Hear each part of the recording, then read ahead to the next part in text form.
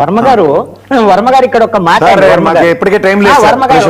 అరుణ గారు ప్రస్తావన చేశారు కాబట్టి ఈ రోజు నా బాలినేని శ్రీనివాసరెడ్డి పవన్ కళ్యాణ్ అన్న చూసుకొని అన్న కోసం జనసేన పార్టీ మీరు ఆయనకి అవకాశం ఇచ్చారు. అది పెట్టుకోండి.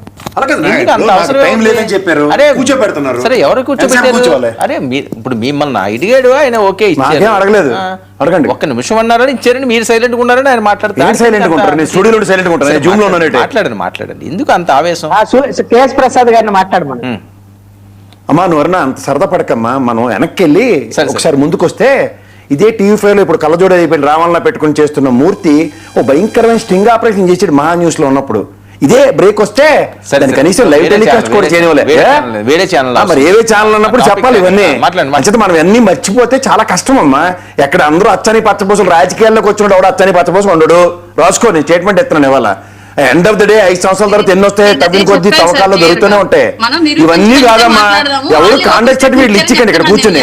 ఎవరెవరు స్థాయిలో ఎంత ఎదిగాయో, ఎవరెవరు ఎలా పెరిగారో ఇవన్నీ నా 57 ఏళ్ళ వయసులో నేను చూస్తూనే ఉన్నా. ఇవాళ బాలినేని ప్రాథమిక ఒప్పందమే ఎలక్షన్ కమిషన్ మీద వేసిన కేసులు తీసేస్తే నీ విషయాలు ఏవి జోలికి రావన్న ప్రాథమిక ఒప్పందంతో వచ్చినప్పుడు మీ విషయంలో ఏం జరిగిందో కూడా మాకు తెలుసు. ఒక వైశ్య సామాజిక వర్గాన్ని కోటల్లో పెట్టి చెదగొడిసిన తర్వాత కూడా ఏమైందో మాకు తెలుసు. ఇవన్నీ సామరస్యపూర్వకంగా ఆ రోజు నుంచి జరుగుతున్న అంతర్గత ఒప్పందాలన్నీ సక్రమంగా ఉన్నంతకాలం బాలినేని ఎత్తున్నాయి పచ్చపోసే. అక్కడ టికెట్ తెచ్చుకోమని నియోజకవర్గంలో చూద్దాం. తెలుగుదేశం ఇప్పుడు ఉన్న ఎమ్మెల్యే గారిని కాదని ఎందుకు మాకు ఈ అరికథలు? ఇవన్నీ తెలిసిన విషయాలే. ఎవరు కొత్తదనాలు ఏం లేవు.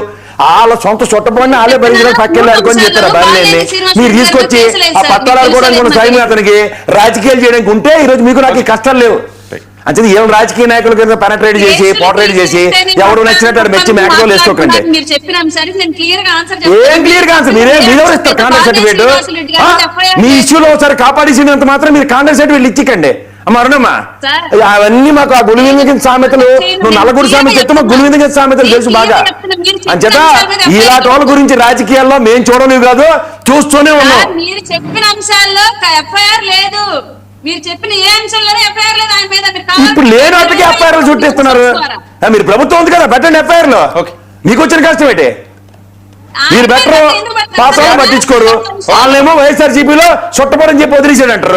మీరే ప్రభుత్వం వచ్చిన తర్వాత మీ సంతం శాతం తీరుతుంది కాబట్టి వదిలేశారు. నువ్వు నేను కూర్చుని ఆర్గ్యుమెంట్లు చేసుకోవాలి. ఇక్కడ కూర్చుని ఆర్గ్యుమెంట్ లేదు, విషయాలు మాట్లాడుతుంటే ఇలాగే ఉంటాయి కదా. మరి మావాడు అచ్చాని పచ్చపోసం చెప్పినప్పుడు స్టింగ్ ఆపరేషన్ జర్నలిస్ట్ చేసిన దాని గురించి మాట్లాడదాం. వైఎస్ఆర్సీపీ ఎరుపోలేదు కాబట్టి చందాలు దండుకొని మాట్లాడుతుండు. ఇలాంటి మాట్లాడదామా? ఎన్ని కోట్లు ఎన్ని సెటిల్మెంట్లు అయ్యా?